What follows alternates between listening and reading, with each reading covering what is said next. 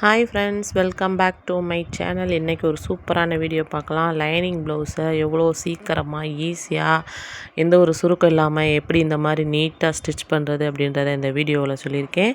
இந்த வீடியோ ஃபுல்லாக ஸ்கிப் பண்ணாமல் பாருங்கள். அப்போ தான் நான் இடையில சொன்ன டிப்ஸ் எல்லாமே உங்களுக்கு புரியும். இது இப்போ பிகினர்ஸாக இருக்கீங்க அப்படின்னா அவங்களுக்கு இந்த வீடியோ ரொம்ப யூஸ்ஃபுல்லாக இருக்கும். எவ்வளோ சீக்கிரம் நம்ம இப்போ லைனிங் ப்ளவுஸ் தைக்கிறதுக்கு ரொம்ப சிரமப்பட்டு தைக்கிற மாதிரி இருக்கும், சோம்பேறியாக. இப்போ நார்மல் ப்ளவுஸ் தைக்கிறதுக்கும் லைனிங் ப்ளவுஸ் தைக்கிறதுக்கும் இப்போ இதுக்கு ஒரு 1/2 ஹவர்னால் இதுக்கு ஒரு 1 ஹவர்னாலும் தேவை. லைனிங் ப்ளவுஸ்க்கு இப்போ பிகினர்ஸாக இருக்கிறவங்க அப்படின்னா 1 ஹவர் தேவைப்படும். ரொம்ப ஸ்லோ பிகினர்ஸாக இருந்தாங்க அப்படின்னா 1.5 மணி நேரம் கூட எடுத்துக்கிடுவாங்க பொறுமையாக அதை ஸ்டிச் பண்ணி திருப்பி அதுக்கு கிராஸ் பீஸ் எல்லாம் வச்சு தைக்கிறதுக்கு. இந்த மெத்தடை நீங்கள் யூஸ் பண்ணி தைக்கும்போது ஈஸியாக சீக்கிரம் நம்ம தச்சு எடுத்துடலாம். இப்போ நம்ம ஒரு நாளைக்கு 2 ப்ளவுஸ் தான் என்னால் தைக்க முடியுது அப்படின்னா இன்னும் ஒரு 2 ப்ளவுஸோ இல்லை ஒரு ப்ளவுஸ் கூட நம்மளுக்கு எக்ஸ்ட்ரா தைக்கிறதுக்கான வாய்ப்பு இருக்குது. ஸோ இந்த மெத்தடை நீங்கள் யூஸ் பண்ணி பாருங்கள். லைனிங் ப்ளவுஸ் ரொம்ப கஷ்டமானதெல்லாம் எதுவுமே கிடையாதுங்க. நம்ம தைக்கிறதுல தான் இருக்குது. இப்போ ரெகுலராக தைக்கிறவங்க எக்ஸ்பீரியன்ஸ் நிறையா உள்ளவங்களுக்கு டக்குன்னு ஈஸியாக நம்மளுக்கு வளைவில் எப்படி தைக்கிறது, எப்படி டிசைன் தைக்கிறது, எந்த இடத்துல கரெக்டாக மெஷர்மெண்ட் எடுத்து நம்ம மார்க் பண்ணி தைக்கணும், கட் பண்ணணும், இந்த மாதிரி எல்லாம் அவங்களுக்கு தெரியும். இப்போ நார்மலாக பிகினர்ஸாக இருக்கும்போது என்ன பண்ணுவாங்க, நம்மளுக்கு ஒவ்வொரு மிஸ்டேக் வந்துருச்சு அப்படின்னா ஒன்றுமே செய்ய முடியாது. அப்போ நம்ம கட் பண்ணுறதுக்கு முன்னாடியோ ஸ்டிச் பண்ணுறதுக்கு முன்னாடியோ பார்த்து நம்ம ஒவ்வொரு பாயிண்ட்டாக ஒவ்வொரு ஸ்டெப்பாக நம்ம இது பண்ணால் மட்டும்தான் அதுக்கான சொல்யூஷன் ஃபினிஷிங் கரெக்டாக இருக்கும் நம்மளுக்கு லாஸ்ட்டில். ஸோ நீங்கள் என்ன பண்ணுறீங்க, லைனிங் ப்ளவுஸை நீங்கள் ஃபுல்லாக மெயின் பீஸில் வச்சு கட் பண்ணி எல்லாம் எடுத்துருங்க. எடுத்துட்டு ஃபஸ்ட்டு என்ன தைக்கலாம் அப்படின்ற அதெல்லாம் எதுவுமே இல்லை, எந்த பார்ட் வேணாலும் தைங்க. இப்போ அதிகமாக நேரம் எடுக்கிறது பார்த்தீங்க அப்படின்னா ஃப்ரண்ட் பார்ட்டு மட்டும்தான் அதிகமாக நேரம் எடுக்கும். ஸோ நீங்கள் அதை தைக்கிறதுக்கு முன்னாடி நீங்கள் இந்த மாதிரி ஸ்லீவு, பட்டி, பேக் சைடு, அதுக்கப்புறம் ஃப்ரண்ட்டு, அந்த மாதிரி நீங்கள் தைக்கும் போது உங்களுக்கு இன்னும் ஈஸியாக இருக்கும்.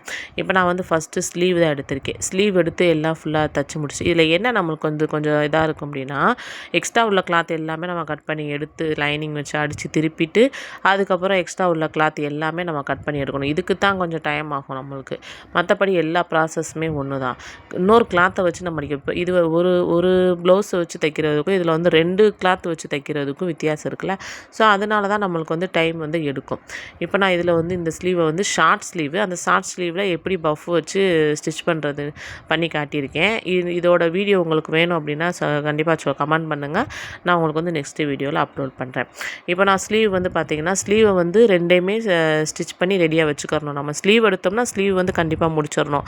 அதில் குடஞ்சி கட் பண்ணுறது எல்லாமே, அதாவது அளவு எப்படி மார்க் பண்ணுறது, இது எல்லாத்தையுமே முடிச்சு வச்சிடணும். நெக்ஸ்ட்டு நான் இது பார்த்திங்கன்னா பேக் சைடு தான் எடுத்திருக்கேன். பேக் சைடு அதே மாதிரி இந்த மாதிரி நான் நெக்குக்கு கிராஸ் பீஸ் கொடுக்கல. ஸோ அடித்து திருப்ப போகிறேன். அடித்து திருப்பும்போது நம்மளுக்கு அளவு இப்போ இதுக்கு மாறுபடுமா அப்படின்னு கேட்டிங்கன்னா அப்படிலாம் எதுவுமே இல்லைங்க. நம்ம இதை வச்சு அடித்த லைனிங் மெயின் பீஸ் மேலே லைனிங்கை வச்சு அப்படியே அடிச்சுட்டு எக்ஸ்ட்ரா உள்ள கிளாத்தை கட் பண்ணிடுவோம். ஆனால் இது அப்படி இல்லை. இப்போ மெயின் பீஸை நல்ல பக்கம் மெயின் பீஸை வச்சுட்டு மேலே லைனிங்கை வச்சு கீழே நம்ம பட்டிக்கு மார்க் பண்ணியிருப்போம்ல, அதை ஃபஸ்ட்டு நான் ஸ்டிச் பண்ணி எடுத்துக்கிறேன். இப்போ இது மாதிரி லைனிங் ப்ளவுஸ், அதாவது பூனம் கிளாத்தோ இந்த மாதிரி தைக்கும்போது ரொம்ப வலிக்கிட்டே போகும், அதை தைக்க முடியாது. அப்போ குண்டூசியெல்லாம் செட் பண்ணி அதுக்கப்புறம் தைக்கிற மாதிரி இருக்கும். இப்போ ஃபஸ்ட்டு நீங்கள் கீழே ஃபினிஷ் பண்ணிட்டீங்க அப்படின்னா கீழே, அதாவது நம்ம பின்னாடி மடிச்சு அடிப்போம் பார்த்தீங்களா, அந்த இடத்த முடிச்சிருங்க. முடிச்சுட்டு அதுக்கப்புறம் நெக்கை தைங்க. தைச்சிட்டு அதுக்கப்புறம் நம்ம இந்த மாதிரி எக்ஸ்ட்ரா உள்ள பீஸாக கட் பண்ணிவிட்டு அடித்து திருப்பும்போது நம்மளுக்கு மேலே நெக் பீஸும் கவர் ஆயிரும், கீழே நம்ம மடித்து தைப்போம் பார்த்தீங்களா அந்த இடமும் கவர் ஆயிரும் நம்மளுக்கு. அப்போ ஒரே இதில் 2 வேலை நம்மளுக்கு ஃபினிஷ் ஆயிரும். இப்போ அதுக்கப்புறம் சிசர் கட் பண்ணிக்கோங்க. இந்த மாதிரி நெக் பீஸ் கிட்டெல்லாம் சிசர் கட் பண்ணிங்க அப்படின்னா நெக்கு நம்மளுக்கு கரெக்டாக கிடைக்கும். அதுக்காக தான் இந்த மாதிரி சிசர் கட். இந்த நெக்குக்குன்னு இல்லை, எந்த டிசைன் நெக்குனாலும் நம்மளை சிசர் கட் பண்ணிக்கணும். இப்போ இது 2க்கு இடையில கேப் இருக்குது பாருங்களேன். இந்த 2க்கு இடையில உள்ள கேப்பில் அப்படியே பெரட்டி நம்ம ட்ரெஸ்ஸு திருப்பி விடுவோம் பார்த்தீங்களா, அந்த மாதிரி நம்ம உள்பக்கத்தை நல்ல பக்கத்தை வெளியில் கொண்டு வர்றதுக்கு இந்த மாதிரி நம்ம திருப்பிக்கிடணும். திருப்பிட்டு கையால் எல்லாம் எடுத்து விட்டுட்டு ஃபஸ்ட்டு நம்ம நெக்கு சரி பண்ணிக்கோங்க. என்ன இது பண்ணாலும் நம்மளுக்கு நெக்கு லைனிங் தெரியக்கூடாது. தெரியாத அளவுக்கு கையில் எடுத்து விட்டீங்க அப்படின்னா நம்மளுக்கு அந்த பிசுறு இல்லாமல் நீட்டாக ஸ்டிச் பண்ணி முடிச்சிடலாம். இப்போ நான் ஃபஸ்ட்டு நெக்கை ஸ்டிச் பண்ணி முடிச்சுக்கிறேன். ஏன் இதில் மட்டும் நீங்கள் கீழே உள்ள பார்ட்டை வந்து தைக்கலை, அதாவது மடித்து அடிச்சிருக்கோம் பார்த்தீங்களா, அந்த இதை ஏன் தைக்கலை அப்படின்னு கேட்டிங்கன்னா, ஏன் அப்படின்னு சொல்கிறேன். இப்போ நெக்கு முடிஞ்சிருச்சு. நெக்கு முடிச்சுட்டு கீழே வந்து பார்த்தீங்க அப்படின்னா லைனிங்கும் மெயின் பீஸும் தெரியும் நம்மளுக்கு. அப்போ அந்த லைனிங்கை வந்து உள்ளே எடுத்து விட்டுட்டு மெயின் பீஸை மேலே எடுத்து விட்டோம் அப்படின்னா உள்ளே எக்ஸ்ட்ரா உள்ள கிளாத் எல்லாமே செட் ஆகிக்கிறோம். இப்போ நம்ம கீழே ஃபுல்லாக ஃபஸ்ட்டு அடிச்சிட்டோம் அப்படின்னா மேலே நெக்கு கிட்ட வந்து துணி வந்து பத்தாத மாதிரி இருக்கும். நீங்கள் வேணால் ட்ரை பண்ணி பாருங்கள், அப்போ உங்களுக்கு வந்து வித்தியாசம் தெரியும் ஏன் அப்படின்னு. ஃபஸ்ட்டு நம்ம தைக்கிறது அடித்து திருப்புறதுக்கு முன்னாடி கீ பார்ட்டும் ஃபஸ்ட்டு 2வது வந்து நெக் பார்ட்டும், அது முடித்ததுக்கப்புறம் நல்ல பக்கமாக திருப்புனதுக்கப்புறம் பார்த்தீங்க அப்படின்னா ஃபஸ்ட்டு நெக்கை கம்ப்ளீட் பண்ணிவிட்டு அடுத்து கீழே நீங்கள் வந்து தச்சு எடுத்துக்கோங்க. அதுக்கப்புறம் 2 தையலாக போட்டு எடுத்துக்கோங்க. எடுத்துகிட்டு இதையும் அப்படி தான் இந்த பார்ட் எடுக்கும்போது இதில் என்னென்ன நம்ம மார்க் பண்ணணுமோ எல்லாத்தையும் மார்க் பண்ணி தச்சு வச்சிடணும். இப்போ 2 கிளாத்தையும் ஒன்றா மடிச்சுட்டு அதாவது 2 ஷோல்டரையும் ஒன்றா மடிச்சிட்டிங்கன்னா நம்மளுக்கு வந்து 2 ஷோல்டர் மடிக்கும்போது சென்ட்ரு பாயிண்ட் கிடைக்கும். அந்த சென்ட்ரு பாயிண்ட்டு தான் நம்ம வந்து கீழே வந்து டாட் பிடிக்கணும். டாட் பிடிக்கிறதுக்கு 2 பக்கம் மார்க் பண்ணிக்கோங்க. மார்க் பண்ணிவிட்டு இப்போ டாட் வந்து நான் எல்லா வீடியோலாம் சொல்கிறது தான் 4 இன்ச்சுக்குள்ளே நீங்கள் வச்சுக்கலாம். அதாவது 2 வைக்கணுமா அப்படிலாம் இல்லை, 4 to 3க்குள்ளே நீங்கள் எதுனாலும் வச்சுக்கலாம். இவ்வளோ நீட்டாக சுருக்கம் இல்லாமல் தைச்சிடணும். தைச்சி முடிச்சுட்டு பேக் சைடு உள்ள மார்க் பண்ணுவோம் பார்த்தீங்களா, அதாவது பேக் சைடு ஹிப்பு வந்து அளவு மார்க் பண்ணுவோம், சுற்றளவு. அதை நீங்கள் அந்த டயத்துலேயே மார்க் பண்ணி வச்சுக்கோங்க. அப்போ இன்னும் வேலை நம்மளுக்கு சீக்கிரம் முடியும். இந்த மாதிரி டாட் பிடிக்கும்போது 2 ஒன்றா இருக்கணும். அதுக்காக தான் இது மாதிரி ஒரே மாதிரி ஃபோல்டு பண்ணி நான் வந்து மார்க் பண்ணிக்கிறது. இப்போ இந்த பேக் சைடுக்கு 16 இன்ச்சு, அதை ஃபோல்டு பண்ணோம்னா 8 இன்ச் வருமா, அந்த 8 இன்ச்சு அப்படியே மார்க் பண்ணி பேக் சைடு பார்ட்டை முடிச்சாச்சு. இப்போ ஃப்ரண்ட் பார்ட்டை எடுத்துருக்கேன். ஃப்ரண்ட் பார்ட்டில் வந்து இதே மாதிரி நம்ம அடித்து திருப்ப போகிறோம் நெக் பீஸை. ஸோ அதனால் நல்ல பக்கத்துக்கு மேலே இந்த மாதிரி லைனிங்கை வச்சு அப்படியே அடித்து திருப்பணும்.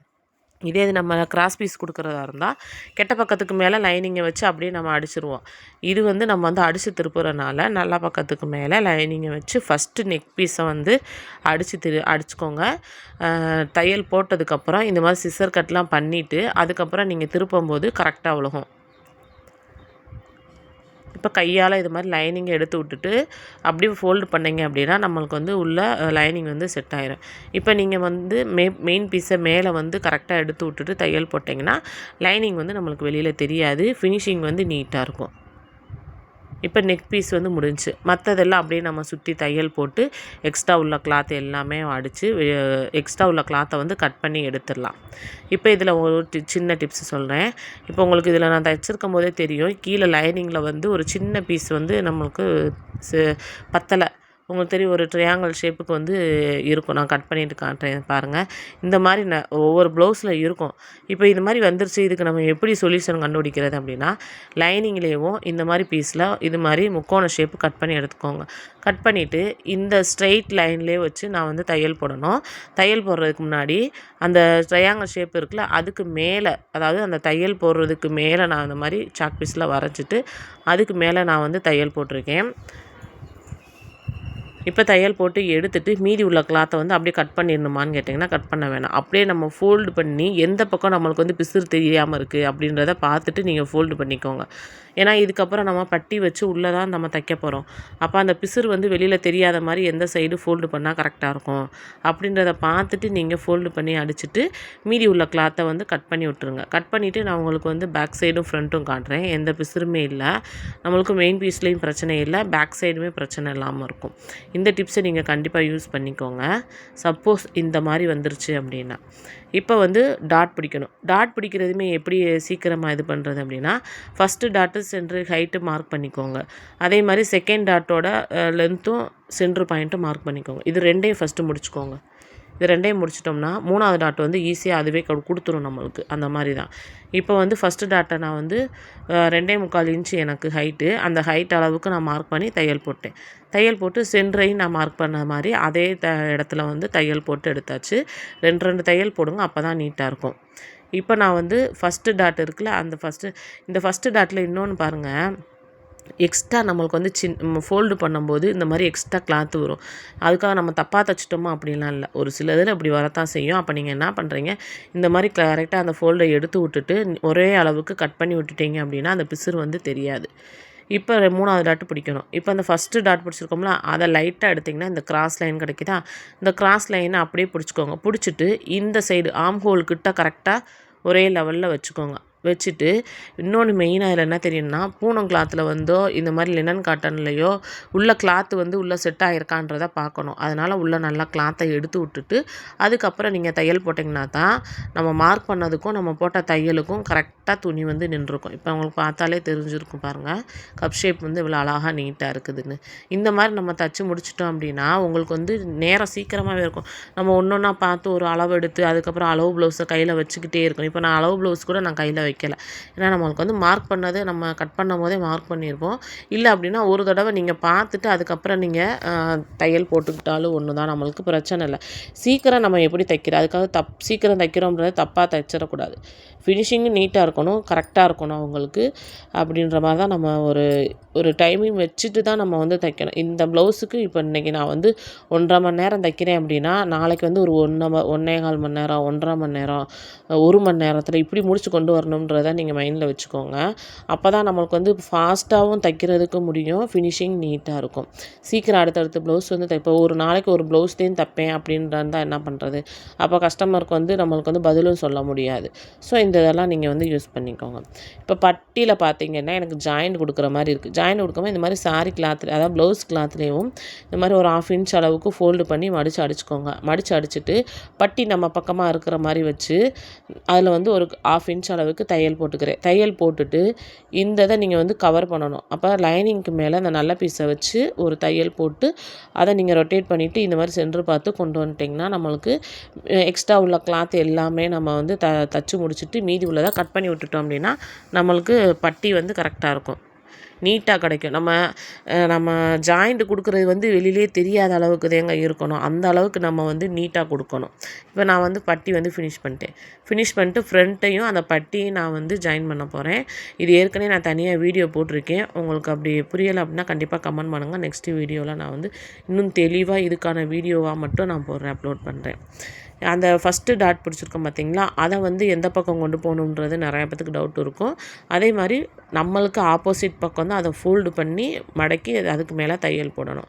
தையல் போட்டுட்டு அந்த இடத்துல ஒரு சிசர் கட் பண்ணிக்கோங்க கண்டிப்பாக. இது ஏன் அப்படின்னா கப் ஷேப் வந்து நம்மளுக்கு தெளிவாக துல்லியமாக தெரியும்னு சொல்லுவாங்க பார்த்தீங்கன்னா, அந்த மாதிரி இருக்கும் நம்மளுக்கு கப் ஷேப். நீங்கள் இந்த மெத்தடை ட்ரை பண்ணி பாருங்கள், பார்த்துட்டு கண்டிப்பாக கமெண்ட் பண்ணுங்கள். இதில் வந்து ஒரே ஈவனாக இல்லாட்டி ஸ்ட்ரைட்டாக தையல் போட்டுட்டு அதுக்கப்புறம் கட் பண்ணி விட்டாலும் சரி, இல்லை அப்படின்னா நீங்கள் எக்ஸஸாக இருக்கிறத மட்டும் கட் பண்ணிட்டாலே போதும். இப்போ நான் வந்து இந்த ஹூக் பட்டி வந்து தைக்கிறது நிறையா பேத்துக்கு டவுட் இருக்கும். அதுலேயும் நம்ம வந்து ஹூக் பட்டியில் தைக்கும்போது நிறைய ஒரு மணி நேரம் தைக்க வேண்டிய ப்ளவுஸை இன்னும் 1 மணி நேரம் எக்ஸ்ட்ராவே ஆயிருங்க.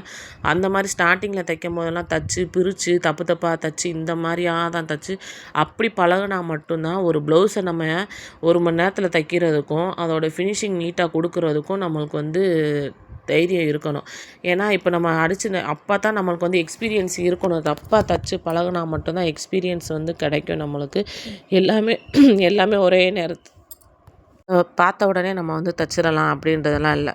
எல்லாத்துக்கும் தச்சு பார்த்தா மட்டும்தான் தியரி எப்படி முக்கியமோ அந்த மாதிரி தான் ப்ராக்டிக்கல் முக்கியம். அந்த மாதிரி எதுனாலுமே நம்ம வந்து ஸ்டிச் பண்ணி பார்த்தா மட்டும்தான் அதோட இது வந்து தெரியும் நம்மளுக்கு. உனக்கான டெய்லர் தானே 2 ப்ளவுஸ் அங்கங்கே வெட்டி தைக்கிறதுக்கு என்ன அப்படின்னு சொன்னவங்க இருக்காங்க நிறையா பேர். அதில் எவ்வளோ நுணுக்கமான விஷயம் இருக்குன்றது தச்சு பார்க்குறவங்களுக்கும் தச்சு பழகிட்டு இருக்கிறவங்களுக்கு மட்டும்தான் தெரியும், தச்சு கொடுத்துக்கிட்டு இருக்கிறவங்களுக்கும். எடுத்த உடனே சொல்கிறதுக்கு நிறையா இருக்குங்க. ஆனால் நம்ம தச்சு இப்போ கொடுத்தா மட்டும்தான் சூப்பராக இருக்குது ப்ளவுஸு, 4 பேர் என்னை கேட்டாங்க அப்படின்னு சொல்கிறாங்கல்ல, அப்போ அதில் நம்ம வந்து எவ்வளோ வேலைப்பாடு நம்ம வந்து கொடுத்துருப்போம் அதை ஃபஸ்ட்டு யோசித்துட்டு நீங்கள் வந்து டெய்லர்கிட்ட கொடுக்கும்போது அதை யோசித்துக்கோங்க. நம்மளை பற்றி மற்றவங்கள்ட்ட குறை சொல்கிறதுக்கு முன்னாடி அவங்களுக்கு எவ்வளோ வேலை இருக்கும் அப்படின்றத ஃபஸ்ட்டு நீங்கள் யோசித்தாலே போதும். அதுக்கு நல்லா தச்சு கொடுக்கக்கூடாதுன்னு சொல்லலை, தச்சு நம்ம நல்லாவும் கொடுக்கணும், நம்மளை வந்து குறையும் சொல்லக்கூடாது. அதுக்காக தான் நான் சொல்கிறேன். இப்போ வந்து ஃபஸ்ட்டு ஹூக் பட்டியில் வந்து வி பட்டி வந்து நான் தச்சு காட்டியிருக்கேன். உங்களுக்கு வந்து இப்போ பிகினர்ஸாக இருந்தீங்கன்னா இது மாதிரி வரைஞ்சிக்கோங்க. வரைஞ்சிட்டு அதுக்கு மேலே நீங்கள் தையல் போடும்போது உங்களுக்கு ஈஸியாக இருக்கும். அப்போ நம்ம கை ரொட்டேட் பண்ணுறதுல தாங்க வேறு ஒன்றுமே இல்லை. கை வந்து நம்ம ரொட்டேட் பண்ணணும், எந்த இடத்துல ஸ்டாப் பண்ணணும், எந்த இடத்துல டேர்ன் பண்ணி கொண்டு வரணும் அப்படின்றது மட்டும்தான். அதனால் இந்த மாதிரி சாக் பீஸில் நீங்கள் வந்து அந்த வி ஷேப்பை வந்து வரைஞ்சிட்டு அதுக்கு மேலே தையல் போட்டிங்கன்னா நேராக இருக்கும், ஈஸியாக இருக்கும், கோணல் மானலாக இருக்காது, ஃபினிஷிங் நீட்டாக இருக்கும். இப்போ வந்து இந்த பார்ட்டு முடிஞ்சிச்சு. நெக்ஸ்ட்டு வந்து ஹூக் பொட்டி தைக்கணும். அதே இது இந்த மாதிரி ஒரு 2.5 இன்ச் அளவுக்கு கிளாத் எடுத்துகிட்டு அதை ஃபஸ்ட்டு ஃபோல்டு பண்ணிக்கோங்க. 1/2 இன்ச் ஃபோல்டு பண்ணிவிட்டு அதை 2ஆக ஃபோல்டு பண்ணிக்கோங்க. ஃபோல்டு பண்ணி நல்ல பக்கமாக வச்சுக்கோங்க. நம்ம கொக்கி மாட்டுற இடம் கெட்ட பக்கமாகவும், கொக்கி வச்சு தைக்கிற இடம் வந்து ஹூக் வச்சு தைக்கிறோம் பார்த்திங்களா, அந்த இடத்த வந்து நல்ல பக்கமாகவும் வச்சு தான் இந்த கிளாத்தை வந்து தைக்கணும். இது நிறையா பேர்த்துக்கு டவுட் இருக்கும். நானுமே ஸ்டார்டிங்கில் பழகும்போது இதில் தான் மிஸ்டேக்கே விழுகும் நம்மளுக்கு. இதை தூக்கி அந்த பக்கம் தைக்கிறது, அதை தூக்கி இந்த பக்கம் தைக்கிறது, இந்த மாதிரி நிறைய இருந்துச்சு. ஒன்றா நம்ம அடித்து பழகி தச்சு இது பண்ணால் மட்டும்தான் அதோட வேலை வந்து நல்லாயிருக்கும் பார்க்குறதுக்கு.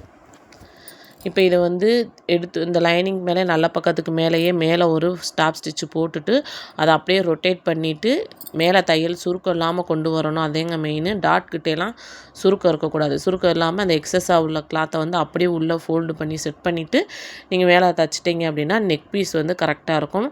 2 நெக்குமே நமக்கு ஒரே லெவலில் இருக்கும். இது பார்த்திங்கன்னா உங்களுக்கு நல்லாவே நீட்டாக இருக்கும்னு நினைக்கிறேன். இந்த வீடியோ உங்களுக்கு வந்து உண்மையிலேயே பிடிச்சிருக்கும்னு நினைக்கிறேன். பிடிச்சிருந்தா லைக் அண்ட் ஷேர் பண்ணுங்கள். நம்ம சேனலை சப்ஸ்கிரைப் பண்ணுங்கள். வீடியோ ஸ்கிப் பண்ணாமல் பாருங்கள்.